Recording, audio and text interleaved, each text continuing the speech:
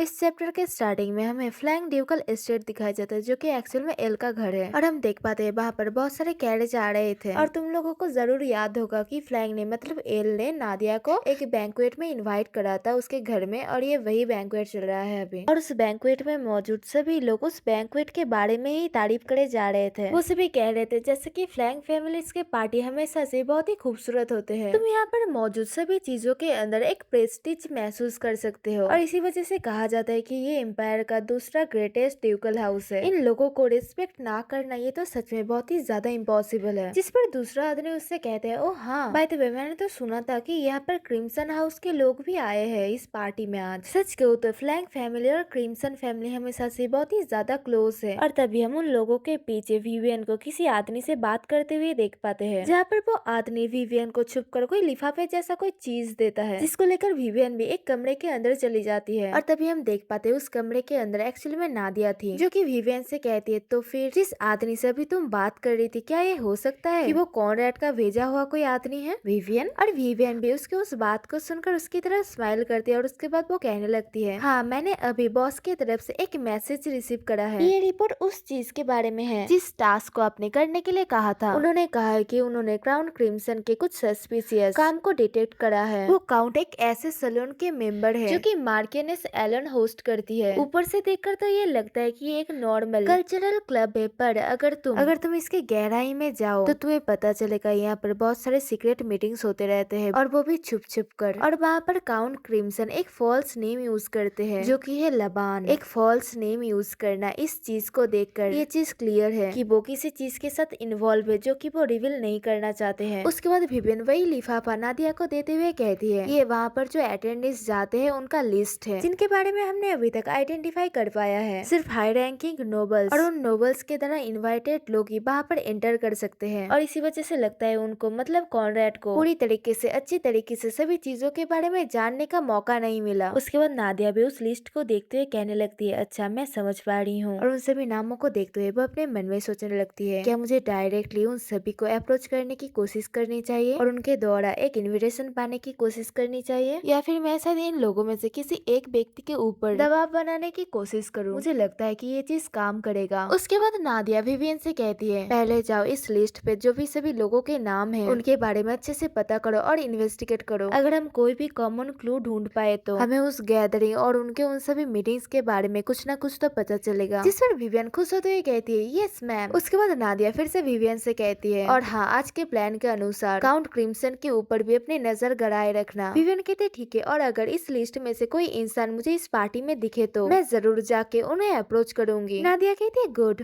चलो अब पार्टी में वापस चलते हैं। और नादिया फिर वहाँ से उठकर जाने लगती है, तभी विवियन उससे कहती है, रुकिए मैम। और फिर विवियन स्माइल करते हुए कहती है, काम के साथ साथ आपको ये पार्टी एंजॉय भी करनी चाहिए। और फिर दूसरे सीन में हम देख पाते हैं विवियन नादिया को रेडी कर रही थी। वो नादिया के हेयर में कंघी कर रही थी, और फिर विवियन नादिया से कहने लगती है, काउंट के ऊपर नजर रखने की काम मैं संभाल लूंगी, तो मैम आपको चिंता करने की कोई जरूरत नहीं है। सिर्फ ये मेक श्योर करना कि सभी लोग आपको देख सके और ये चीज समझ सके कि हमारी मैम इस दुनिया की सबसे खूबसूरत वुमन है। और फिर वहाँ का जो गार्ड था वो अनाउंस करता है, लेडी हेस अभी बैंक्वेट के अंदर एंटर कर रही है। और फिर नादिया उस बैंक्वेट के अंदर आती है, और हम देख पाते हैं नादिया का हेयर स्टाइल बदल गया था। और जब हेस फैमिली का नाम अनाउंस करा जाता है तभी वहाँ पर खड़े सभी लोग बातें बनाने लगते हैं, क्या कहा हेस? मैंने तो कभी इस नाम को सुना भी नहीं है, ये कहाँ पर है? और तभी दूसरे इंसान भी कहने लगते हैं, मैंने तो सोचा था ये एक बेरोनियल हाउस है जो कि नॉर्दर्न रीजन में है, पर मुझे ये चीज पता नहीं थी कि बैरन हेस के पास एक बेटी भी है। और नादिया अपने आप में ही खोई हुई थी उस पार्टी के अंदर। वो अपने मन में सोच रही थी, ये चीज ज्यादा अच्छा होगा अगर मैं पहले जाकर यंग ड्यूक को ग्रीट करूं, पर वो है कहाँ पर? जहाँ पर लोग जमा हुए हैं, मुझे शायद वहाँ पर ढूंढना चाहिए। पर तभी उस क्राउड के अंदर में से एक लड़की कहती है, सोचने वाली कोई बात नहीं है, इसलिए मुझे ये नाम इतना ज्यादा फैमिलियर लगा था। ये वही फैमिली है ना, जो अचानक से बहुत ही ज्यादा अमीर बन गए हैं और किस्मत से बहुत सारा पैसा बनाया है, और वो भी मैजिक स्टोन यूज करके, है ना। और हम देख पाते नादिया भी उनसे भी बातों को सुन पा रही थी। और उसके बाद वही लड़की से एक अलग लड़का कहने लगता है, हो सकता है कि उन्होंने अचानक से बहुत सारा पैसा कमा लिया है और पैसे की थोड़ी सी मिठास भी पा ली है, पर वो कभी भी हमारे लेवल में नहीं आ सकते हैं। और फिर हम देख पाते वहाँ पर खड़े हुए सभी लोग उसके बारे में ही बातें करने लगते हैं। पता नहीं कैसे कनेक्शन की वजह से ये लड़की यहाँ पर आ पाई है। जिस पर दूसरा इंसान कहता है, क्या कहा कनेक्शन? देखकर तो लगता है कि उन सभी मैजिक स्टोन्स उसको बेचकर इस शो के अंदर जगह खरीदा है, और वो भी पैसों की मदद से। क्या मजाक है, क्या उन्हें लगता है कि बाहर से फैंसी दिखने से ही सब काम हो जाता है? एक तरीके से ये चीज तो बहुत ही ज्यादा ब्यूटीफुल है। और उसके बाद वो सभी लोग नादिया के ऊपर हंसने लगते हैं, पर हमें दिखाया जाता है उसी वक्त नादिया के पीछे पीछे कोई आ रहा था, और फिर वो इंसान नादिया के पास आकर झुककर उसके कान के पास कहता है, लेडी हेस, तो फिर आप यहाँ पर है। और ये कोई और नहीं, हमारा एल था। और उसके अचानक से नादिया के पीछे आ जाने की वजह से नादिया थोड़ी सी चौंक गई थी, और नादिया चौंक कर बोल उठती है, यंग ड्यू। जिस पर एल स्माइल करते हुए नादिया से कहने लगता है, मैं बहुत ही ज्यादा खुश हूँ कि आप इस पार्टी के अंदर आई है। मैं आशा करता हूँ इस पार्टी के अंदर आपका पार्टनर बनने के लिए मैंने कोई चांस मिस नहीं करा है। मैं सच में आपके पार्टनर की पोजीशन को पाना चाहता हूँ। और जब एल इस तरीके से नादिया से बातें कर रहा था, तभी वहाँ पर मौजूद सभी लोग, सभी लड़कियाँ और लड़के भी उन दोनों को हैरानी की नजर से देखने लगते हैं। उसके बाद एल फिर से कहता है, आफ्टर ऑल लेडी हेस, आप मेरी गेस्ट है। नादिया कहती है, नहीं नहीं, मैं तो अभी अभी आई हूँ, और मैं तो अभी भी अकेली ही हूँ। एल मुस्कुराते हुए कहता है, हाँ ये सच में एक शांति की बात है, और वैसे भी मैं भी आपको कुछ लोगों से मिलवाना चाहता हूँ, तो फिर क्या आप मेरे साथ आना पसंद करेंगी? नादिया कहती है, हाँ मैं जरूर पसंद करूंगी। उसके बाद हम देख पाते हैं नादिया को एल एस्कॉर्ट करते हुए उस पैलेस के बैल्कनी में ले आता है, पर नादिया उस जगह को देखकर अपने मन में सोचती है, पर यहाँ पर तो कोई भी नहीं है। उसके बाद नादिया एल का हाथ छोड़कर एल से पूछती है, यंग ड्यूक, आपने जिन सभी लोगों से मिलवाने की बात करी थी वो सभी कहाँ पर है? जिस पर एल थोड़ा सा नटखट स्माइल करते हुए कहता है, एक्चुअल में वो एक झूठ था। जिस बात को सुनकर नादिया हैरान हो जाती, वो कहती हाँ। उसके बाद एल आगे जाते हुए कहने लगता है, क्राउडेड प्लेसेस बहुत ही ज्यादा अनकंफर्टेबल होती है ना, और वैसे भी वहाँ पर बहुत सारे चीजें थे जिसके ऊपर हमें अटेंशन देना पड़ता। और फिर वो नादिया की तरफ मुस्कुराते हुए कहता है, और यहाँ